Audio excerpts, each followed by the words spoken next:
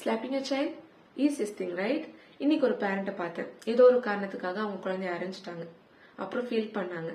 எந்த பேரண்ட்டும் அவங்க குழந்தைய காயப்படுத்தணும்னு நினைக்க மாட்டாங்கன்னு நம்புறேன். பட் அவங்க நம்ம குழந்தை இல்ல, ஏன் நம்ம அப்படி பிஹேவ் பண்ணணும்? மறக்காதீங்க, அவங்க நம்மள கவனிக்கிறாங்க. Your action matters. அரைறனால நம்ம பவர்ஃபுல்னு காட்டுறோமா? Slapping shows your weakness. அது உங்க கோவத்தை மேனேஜ் பண்ண முடியலன்னு காட்டுது.